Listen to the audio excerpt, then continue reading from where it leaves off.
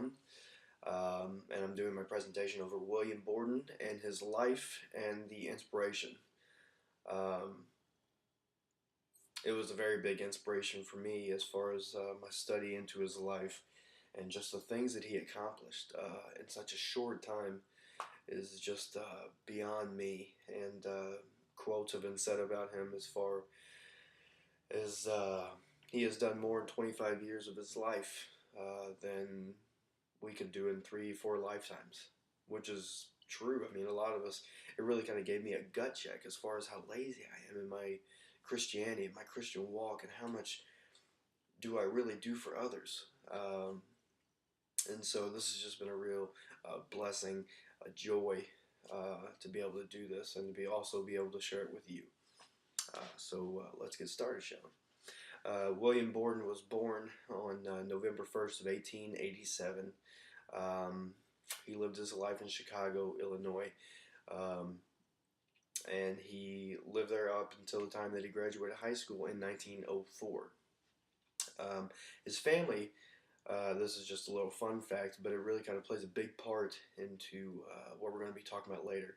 But his family was the owner of a big dairy company, a dairy company known to this day as Borden Dairy.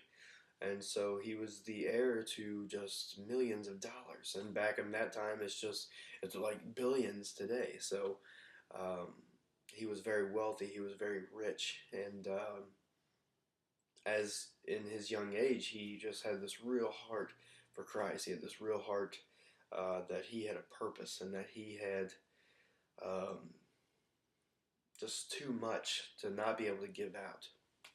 And so he made it very key that he took those feelings and that burden with him on his way to college. He was accepted to Yale, and in 1905 he did start his career at Yale.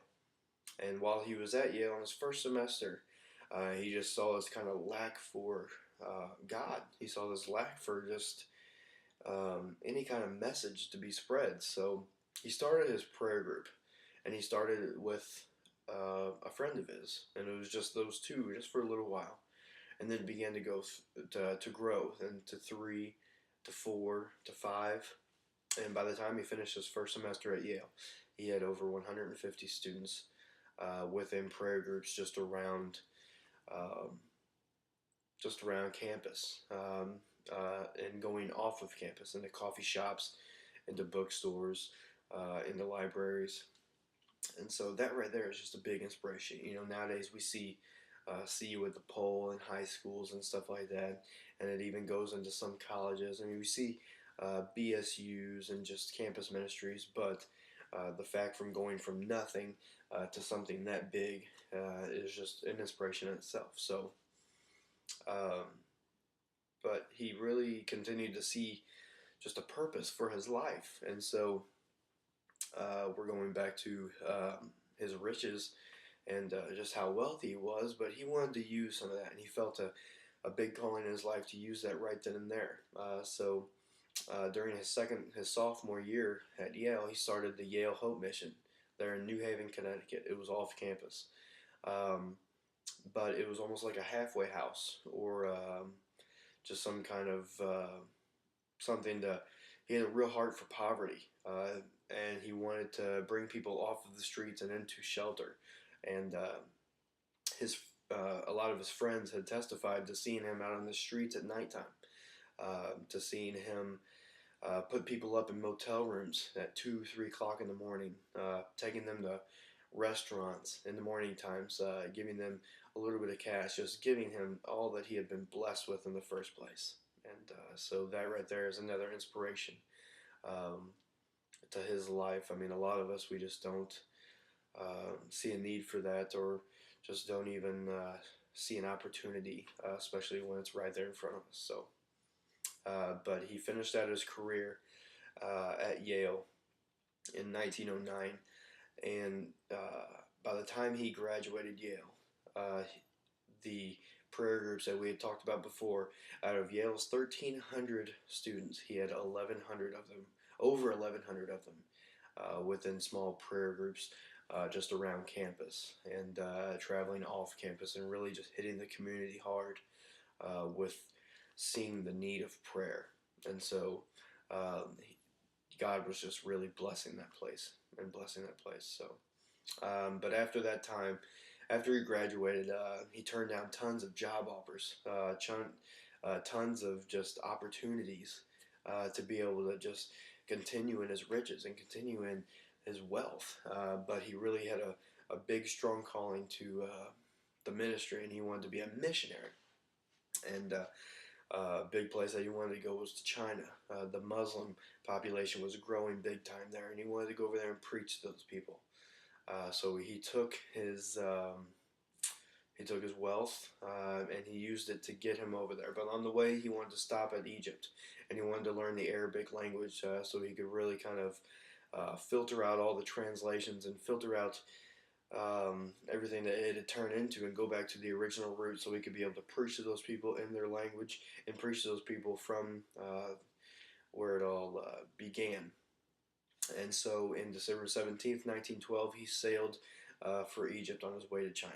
While he was there in Egypt learning that Arabic language, he contracted spinal meningitis. And within 1 month of having that disease, he was dead. He died on April 9th, 1913. And whenever they found him and whenever he was buried, they found the Bible that he had written in and read and studied and labored in and really tried to find God's message and really tried to find God's plan for his life. But in the back of his Bible, they found 3 little messages that he had written. If you look there, no reserves, no retreats, no regrets. And so that right there is just so much inspiration. He did not regret one bit. He had everything that he had everything money could buy. He had everything that our flesh just desires for. But he wanted what God desired, and he wanted that for his life, and he desired what God desired. And can we really say that about ourselves? A lot of us can't. A lot of us can, but we just fall and we fail so much. But in 25 years, William Whiting Borden did so much more than what a lot of us could do in 3 or 4 lifetimes. And so this really challenged myself, and I hope it challenges you to really just strive and just dedicate yourself to what God wants for you, and look at how much you can get done, and look at what an inspiration you can be to our following generations. Thank you.